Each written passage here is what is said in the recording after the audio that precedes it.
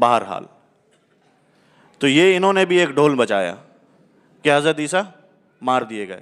تو اللہ رب العزت نے فوراً یہ آیت کا نزول فرمایا وَقَوْلِهِمْ، یہ لوگ جو کہتے ہیں، کون لوگ؟ یہودی جو کہتے ہیں وَقَوْلِهِمْ إِنَّا قَتَلْنَا الْمَسِيحَ عِيسَى ابْنَ مَرْيَم، کہ ہم نے قتل کر دیا حضرت عیسیٰ بن مریم کو علیہ السلام کو. وَقَوْلِهِمْ، یہ ان کے منہ کی گپیں ہیں، یہ ان کی منہ کی کہانیاں ہیں. اللہ رب العزت نے کیسا زبردست جملے کا انتخاب کیا. وَقَوْلِهِمْ، اس کی کوئی حیثیت ہی نہیں ہے. تو پھر یا اللہ ہوا کیا؟ اللہ فرماتے ہیں وَمَا قَتَلُوهُ وَمَا صَلَبُوهُ. تو یا اللہ پھر آگے جب قتل بھی نہیں ہوئے، سولی بھی نہیں چڑھائے گئے، تو حضرت عیسیٰ گئے کہاں؟ اللہ فرماتے ہیں وَلَكِنْ شُبِّهَ لَهُمْ، ان کو انہی کے لوگوں کے اندر ہم نے الجھا کے رکھ دیا. تو یا اللہ حضرت عیسیٰ کہاں ہیں؟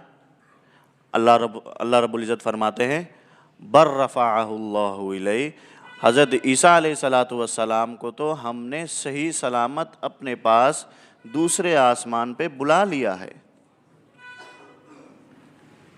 ہم نے صحیح سلامت حضرت عیسیٰ علیہ السلام کو دوسرے آسمان پر بلا لیا ہے. تو اب ہمیں یہ بتائیں، ہم سب مسلمانوں کا عقیدہ اللہ کی بات پر، رسول کی بات پر ہوگا یا ان فتنوں کی بات پر ہوگا؟ اللہ اور اللہ کے رسول کی بات پر ہوگا. دیکھو عقیدے سے متعلق ہمیشہ ہمارے اکابرین فرماتے ہیں مسلمان ہو عقیدے کے لحاظ سے کمزور ہو، اس کی مسلمانیت کسی کام میں نہیں آتی. عقیدہ کمزور ہو، انسان اپنے کو مسلمان کہے، وہ جنت کا مستحق نہیں ہو سکتا. ایک بندہ ہے وہ کہتا ہے کہ اللہ رب العزت پالنے والے ہیں، اللہ رب العزت ہم سب کے مالک ہے، اللہ رب العزت اس دنیا کو بنانے والے ہیں، اللہ رب العزت سارے کار خیر کے مالک ہے، پوری دنیا کے اندر جو کچھ ہے اللہ کے حکم سے ہے.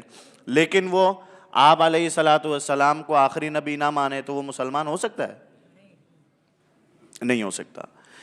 اگر وہ اللہ رب العزت کو وحدہ لا شریک بھی نہ مانے، وحدہ لا شریک بھی مانے، آپ علیہ السلام کو خاتم النبیین بھی مانے، لیکن عقیدہ اسلام حضرت سیدنا عیسیٰ علیہ السلام کا رفع اور نزول کا انکاری ہو، وہ مسلمان ہو سکتا ہے؟ نہیں ہو سکتا. اس لیے ہمیں عقیدے کے اوپر مضبوط اور پختہ ہونے کی ضرورت ہے. گفتگو بہت لمبی ہو گئی، اس کا خلاصہ میں آپ حضرات کے سامنے پیش کرتا ہوں کہ عقیدہ حیات عیسیٰ ہم اپنے بچوں کو کیسے یاد کرائیں. یہ تو جمعے کا بیان ہے نا، اس لیے اس میں بڑی گفتگو طویل ہو گئی، لمبی ہو گئی. ممکن ہے ذہن سے یہ گفتگو نکل جائے، ویسے بھی سن 2022 ہے. اب کے زمانے میں تو یہ دور آ گیا کہ بادام اور کاجو کا، پہلے تو ہمارے بڑے بوڑھے اس کا دودھ ابال کے پلاتے تھے، اب تو اس کی تصویر دیکھنے کے اوپر ہی گزارا کرتے ہیں ہم.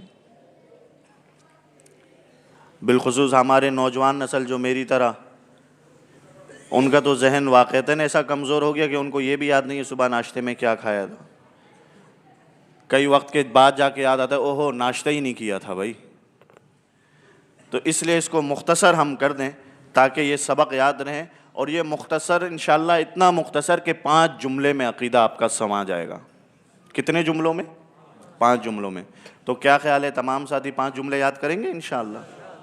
نمبر 1، حضرت سیدنا عیسیٰ علیہ السلام قتل، سارے ساتھی مل کے بولو، حضرت سیدنا عیسیٰ علیہ السلام قتل نہیں ہوئے. حضرت عیسیٰ علیہ السلام سولی نہیں چڑھائے گئے. حضرت عیسیٰ علیہ السلام طبعی موت نہیں فوت ہوئے. طبعی موت نہیں فوت ہوئے. حضرت عیسیٰ علیہ السلام دوسرے آسمان پر موجود ہیں. دوسرے آسمان پر موجود ہیں. حضرت عیسیٰ علیہ السلام قرب قیامت اس دنیا میں آئیں گے۔ یہ مسلمانوں کا اصل عقیدہ ہے حضرت عیسیٰ علیہ السلام سے متعلق، کہ حضرت عیسیٰ علیہ السلام قتل نہیں ہوئے، حضرت عیسیٰ علیہ السلام سولی نہیں چڑھائے گئے، حضرت عیسیٰ علیہ السلام طبعی فوت نہیں ہوئے، حضرت عیسیٰ علیہ السلام دوسرے آسمان پر موجود ہیں، حضرت عیسیٰ علیہ السلام قرب قیامت اس دنیا میں آئیں گے۔ اللہ رب العزت آپ تمام مسلمان ساتھیوں کو، بالعموم دیگر تمام ساتھیوں کو صحت عافیت کے ساتھ، ایمان کی سلامتی کے ساتھ لمبی زندگی نصیب فرمائے۔ اب ہم سب کے ذمے بھی اس عقیدہ ختم نبوت کے سبب حضور علیہ السلام خاتم النبیین ہیں، اس وجہ سے میرے اور آپ کے ذمے بھی ڈیوٹیاں لگی ہیں۔ کیا خیال ہے؟ کرنی ہے ڈیوٹی؟ کس چیز کی ڈیوٹی کریں گے؟ اجرت ملے گی؟ بولو بھائی۔ نہیں۔ دنیاوی مفاد کے لیے کریں گے؟ نہیں۔ پوری زندگی ہم نے دنیا کی مفاد میں لگا دی، پوری زندگی، اور ہم نے اس حد تک دنیا میں اپنے آپ کو کھپایا کہ پوری زندگی لگانے کے بعد بھی دنیا نے ہم سے بے وفائی کی۔ ایسا ہی ہے۔ ایک وقت تھا کہ دکانیں 11 بجے کھلنا شروع ہو جاتی تھی، رات 2 بجے تک کھلی رہتی تھی۔ کس کے لیے کماتے تھے؟ جی، دنیا بنانے کے لیے، دنیا اچھی سے اچھی ہو جائے، دنیا اچھی سے اچھی ہو جائے۔ غالباً حضرت مولانا اشرف علی تھانوی رحمۃ اللہ علیہ کا قول ہے، یا حضرت رومی رحمۃ اللہ علیہ غالباً فرماتے تھے کہ انسان حرص میں اتنا مبتلا ہے کہ جب اس کے پاس 99 روپے ہو جائیں تو کہتا 1 روپیہ اور آ جاتا تو یہ 100 روپے بن جاتے۔ کتنے بن جاتے؟ 100 روپے بن جاتے۔ اچھا، اب وہ 100 کے بجائے اس کے پاس 132 133 روپے آ گئے، اب اس کا نظریہ چینج ہو گیا۔ وہ پہلے کس کے لیے فکر مند تھا؟ کتنے بنائے؟ 100 بنائے۔ اب وہ کہتا ہے کہ یار کاش میرے پاس اگر یہ 20 22 25 روپے اور آ جاتے تو یہ 150 بن جاتے۔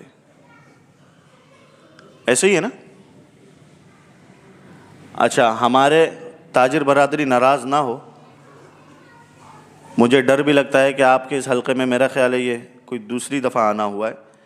مجھے نہیں آپ حضرات کا علم کہ آپ حضرات کی طبیعت کی حساسیت کا شکار ہے، تاجر برادری مجھ سے ناراض نہ ہو، لیکن ایک حقیقت ہے جو میں کہتا ہوں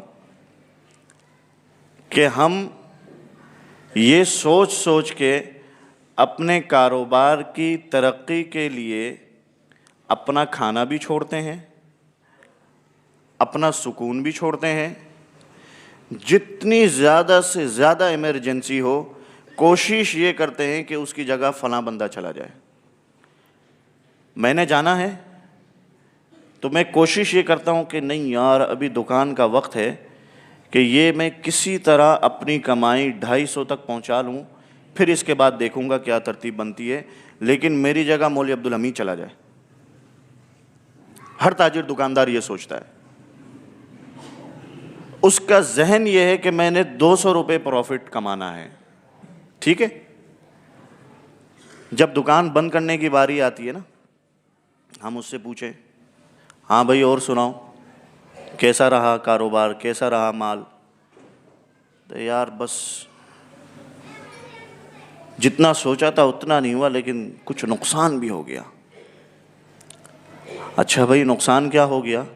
کہتا ہے ہم نے سوچا یہ تھا کہ 200 روپے پروفٹ آئیں گے، لیکن پروفٹ ہمیں 150 روپیہ ملا، 50% نقصان ہو گیا ہمارا۔ دیکھو یہ ناشکری ہے، اس کا نام ناشکری ہے۔ آپ مجھے یہ کہیں کہ مولوی صاحب آپ مسجد منبر محراب میں ہوتے ہو، آپ کا اس کا اندازہ نہیں۔ دیکھو اندازہ ہمیں بھی ہے اس بات کا۔ اللہ رب العزت آپ کے کاروبار میں مزید برکتیں نازل فرمائے، لیکن یہ نقصان نہیں ہے۔